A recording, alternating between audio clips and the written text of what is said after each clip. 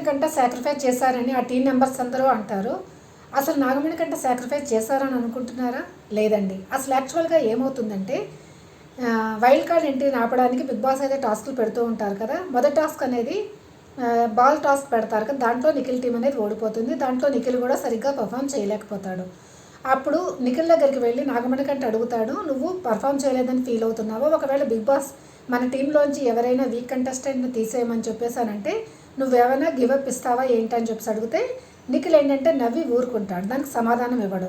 అప్పుడు నాగమణి కంటే ఏమనుకుంటాడంటే ఏమో నిఖిల్ గివప్ ఇచ్చేస్తాడేమో అని చెప్పేసి, నిఖిల్ అటువంటి పనులు నువ్వు చేయకు, నువ్వు చాలా స్ట్రెంత్ ఉన్నవాడివి, సరిగ్గా ఆడతావు, ఒకవేళ ఆ అవసరమే వస్తే నేను తప్పుకుంటాను అని చెప్పేసి అంటాడు. ఫ్రెండ్గా ఆ విధంగా మాట్లాడతాడు అంతే.